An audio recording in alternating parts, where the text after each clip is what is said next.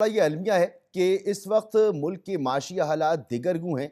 एक एक लम्हा, एक एक घंटा भारी गुजर रहा है। मुश्किल फैसले जिसकी ज़रूरत महसूस की जा रही है वो नहीं किए जा रहे और मईशत ज़बूहाली का शिकार है, मुसलसल इन्हितात का शिकार है। लेकिन हमारी सियासी जमातें, उन सियासी लीडर्स के लिए सियासत सबसे ज़्यादा इंपॉर्टेंट है। असम्बलियाँ तहलील हो रही हैं, इलेक्शन में जाना है, इलेक्शन में नहीं जाना, एक दूसरे पर इल्ज़ाम तराशी के इमरान खान ने 4 साल में मईशत का क्या हाल कर दिया या गुज़िश्ता 9 महीने में पीडीएम ने मईशत का क्या हाल कर दिया।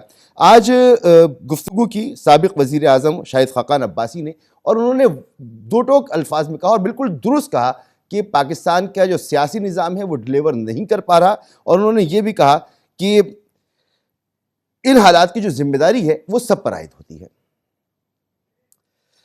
और साथ साथ जो उन्होंने ये भी कहा कि इसके जिम्मेदार सब हैं, वो मैं आपको बता चुका। आगे बढ़ता हूं। भारत सूरत हाल इस वक्त यह है कि 4000 कंटेनर कराची पोर्ट पर हैं जो हम इंपोर्ट, जो हम वहां से उठा नहीं पा रहे। हमारे पास डॉलर्स मौजूद नहीं है।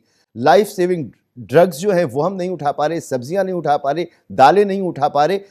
वो आइटम्स जिनकी इजाजत भी है कि हम उठा सकते हैं, डॉलर्स नहीं है तो हम नहीं उठा पा रहे। नतीजा ये कि आपके घर में जो दाल पकती है वो मजीद महंगी होने जा रही है, सब्जियां महंगी होनी जा रही हैं, आटे की कीमत में मुसलसल इजाफा हो रहा है और यहां मामला रुक नहीं रहा।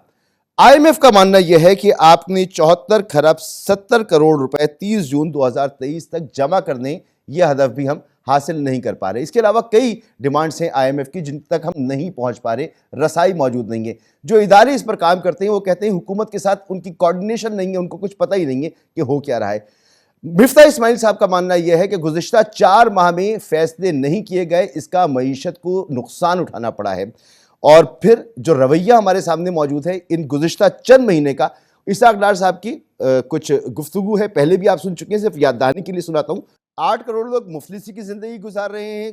फैसले हम दिनों में हमें मुश्किल फैसले करने नहीं करेंगे तो हम बहुत ही ज़्यादा मुश्किलात में घिर जाएंगे और बहुत ज़्यादा मुश्किल बढ़ जाएगी एक आम आदमी के लिए ख़ास तौर पे। तो ऐसी सूरत हाल में हमारी इस वक्त जो ग़िज़ाई ज़रूरियात हैं, जो हमारी फूड सिक्योरिटी है, वो कितनी वल्नरेबल है? जी मसूद, इस दफ़ा आपने देखा कि अभी ये फैसले नहीं किए, गंदम और आटे का बहरान जो है वो पैदा हुआ और वो प्योरली एक मिस गवर्नेंस और एडमिनिस्ट्रेटिव इशू बन गया। हमेशा ये होता था कि महकमा खुराक पंजाब जब मार्च अप्रैल में गंदम की ख़रीदारी मुकम्मल कर लेता था, अपने गोदाम भर लेता था, तो वो अगस्त के एंड में, सितंबर के शुरू में फ्लोर मिलों को सब्सिडाइज गंदम जो है वो इशू करना शुरू करता था ताकि वो जो पहले महीने है उसमें प्राइवेट सेक्टर की गंदम निकल जाए और फिर हुकूमत अपनी गंदम जो है वो देना शुरू करे, आटे का रेट जो है वो नॉर्मल रहे। इस दफ़ा अप्रैल में ही चूँकि पंजाब में एक टग ऑफ वार शुरू हो गई थी हुक्मरानी की और उसकी वजह से किसी ने तवज्जो नहीं दी। ये अप्रैल से जो है महकमा खुराक इन्होंने गंदम की सप्लाई शुरू कर दी सब्सिडाइज रेट पे। अब 1.5 मिलियन मेट्रिक टन गंदम जो है वो फ्लोर मिलों को इन महीनों में दे दी गई। आज जब देखते हैं तो हुकूमत के पास गंदम कम है, प्राइवेट सेक्टर के पास ज़्यादा है, फ्लोर मिलों के पास ज़्यादा है जो उन्होंने स्टोर कर रखी थी और अब वो अपनी मुंह मांगी कीमत पे ये गंदम बाहर दे रहे हैं, जिसकी वजह से आटे की कीमतें बढ़ती चली जा रही हैं। उसके साथ ही पिछले चंद सालों से ये हो रहा है कि सूबा सिंध और सूबा पंजाब जो ख़रीदारी करते हैं गंदम की, वो एक रेट पर मुतफिक नहीं होते। अब भी तकरीबन 1600 रुपये मन का फ़र्क है। सिंध की कीमत ज़्यादा होती है, पंजाब की कम होती है। तो पहले ही से जो गंदम है वो पंजाब से सिंध जाना शुरू कर देती है। एक तो स्मगल होती है, दूसरी वो होल्ड होना शुरू हो जाती है, क्योंकि अभी जब दोबारा ख़रीदारी शुरू होगी मार्च अप्रैल में, तो ये पर मन 1600 रुपये कमा रहे होंगे हमारे फ्लोर मिल वाले और जो हमारे इन्वेस्टर्स हैं। तो गंदम हमारी बुनियादी ज़रूरत थी, वो वहाँ पे उसमें फ्लॉ आ गया।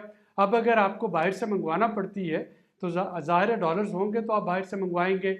हमने देखना है कि अगले साल की जो गंदम का टारगेट है वो इस वास्ते पूरा अचीव नहीं हो पाएगा कि हमारे पास फर्टिलाइज़र की इस वक्त कमी है। डीएपी जो है वो बिल्कुल किसान की पहुंच से बाहर चली गई।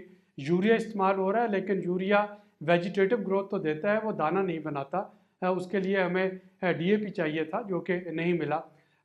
सेकंड जो इम्पोर्टेंट चीज़ जो इस सारे मामले से रिलेट करती है वो आपका खुर्दनी तेल है, जो कि हमारा पेट्रोलियम प्रोडक्ट्स के बाद सेकंड एसेंशियल इंपोर्ट होती है।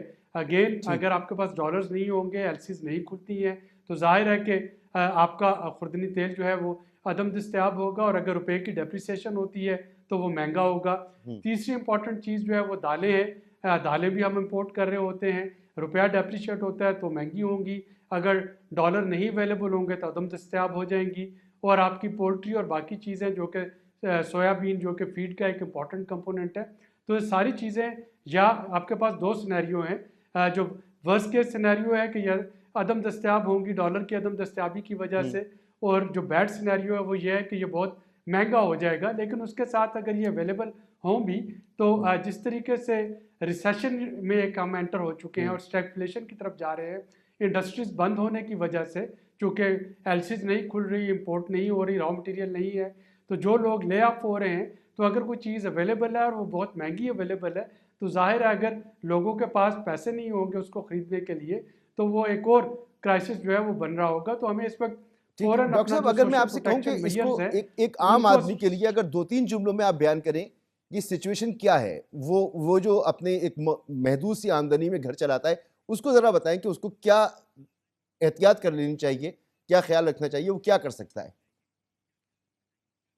देखिए इस वक्त तो यही है कि अपनी चादर देख के हमें पाँव फैलाना होंगे और जो रिजर्व्स हैं उनकी तरफ देखना होगा। एक जो अच्छी चीज़ है, हम एक सर्वे कर रहे थे एसडीपीआई में पिछले चंद दिनों से कि क्या वजह है कि सारा कुछ हो जाने के बावजूद शुक्र है खुदा का कि उस तरह का पैनिक नहीं फैला जैसा कि श्रीलंका में या आपको बहुत से और मुल्कों में अर्जेंटीना में को आप देखें 94% इन्फ्लेशन पे खड़ा है, और बहुत सी जगहों पे जो है एक पैनिक फैल रहा है। पाकिस्तान में जो एक जो है आपके इनफॉर्मल फिलैंथ्रोपी, और पाकिस्तान में जो इनफॉर्मल सोशल सेफ्टी नेट्स है वो बहुत स्ट्रांग है। आप देखिए कि हर वो शख्स जो इस्तात रखता है वो अपने से निचले तबके वालों के लिए कोशिश कर रहा है कि उनको किसी न किसी तरीके से सेव कर सके, खा वो अपने घर में सर्विस प्रोवाइडर्स हैं या वो अपने इर्द गिर्द बसने वाले हैं या वो दोस्त कारब और रिश्तेदार हैं जिनको के मदद की ज़रूरत है। तो वो चीज़ जो है वो इनफॉर्मल इकोनॉमी और इनफॉर्मल जो फिलैंथ्रोपी है वो काफ़ी हद तक एक बफर साबित हो रही है।